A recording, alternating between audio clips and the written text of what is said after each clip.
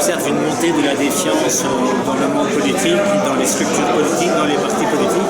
C'est vrai en Belgique, c'est vrai en Europe, c'est vrai aux États-Unis. Et un des éléments d'explication, c'est les mutations de la démocratie dans le cadre des mutations contemporaines. Il faut bien voir que la démocratie, c'est un régime récent et qui s'est surtout exprimé dans le cadre de la nation, dans le cadre de l'État-nation. Or, depuis 25-30 ans, une des grandes évolutions que l'on observe, c'est l'importance beaucoup plus nette, beaucoup plus saillante qu'auparavant de l'échelon supranational, c'est-à-dire au-delà de l'État.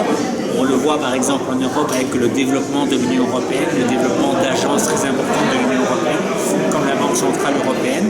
Et donc, ceci a deux impacts. Premier élément, je dirais, ça donne un cadre beaucoup plus étriqué qu'auparavant de l'action politique dans le cadre national, qui doit désormais tenir compte de ce qu'exige, entre guillemets, le niveau supranational. Et deuxième élément, c'est que la démocratie dans le cadre supranational, jusqu'à présent, n'a pas d'exemple de fonctionnement idéal, puisque on n'a pas, par exemple, dans le cadre de l'Union européenne, un gouvernement européen qui procède d'une majorité parlementaire européenne. Et donc, il y a à la fois beaucoup d'incompréhension et beaucoup de problèmes avec cette évolution.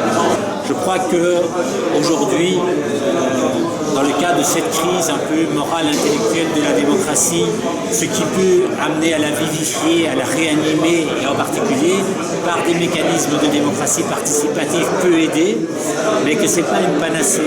Ce n'est pas une panacée et qu'un des éléments très importants de la réflexion, ce n'est pas le seul, mais un élément important, c'est comment repenser, réfléchir l'action politique dans un cadre au-delà de la nation. Et en d'autres termes, de construire le régime de démocratie représentative, éventuellement élargi, à une échelle supranationale, au moins européenne par exemple, en manière telle qu'il y ait une meilleure lisibilité, une meilleure compréhension, et donc aussi une meilleure action politique et sociale des citoyens, aussi à l'échelle de l'Union par exemple.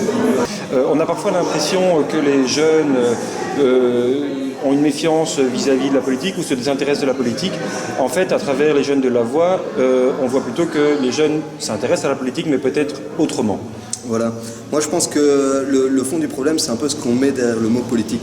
C'est-à-dire que les jeunes, je pense qu'ils sont fondamentalement intéressés par la politique. D'ailleurs, on le voit, la génération un peu sur les réseaux sociaux, c'est une génération qui partage des informations intéressantes, qui commente, qui milite. Donc ça, je pense que c'est faux de croire que les jeunes sont désintéressés de la politique.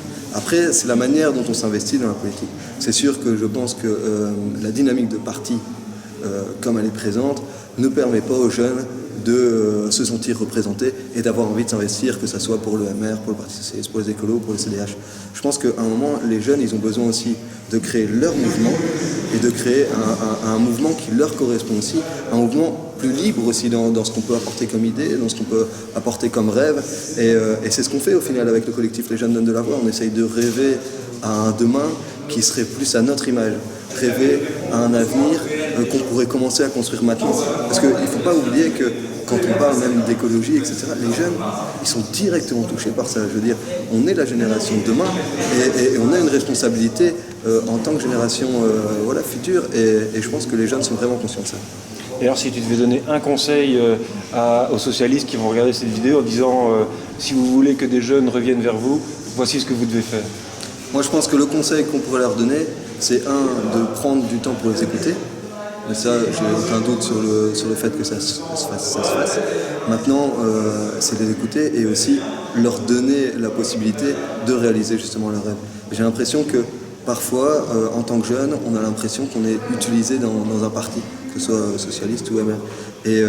Et ça nous blesse parce qu'on doit réduire un peu nos ambitions, réduire un peu nos rêves.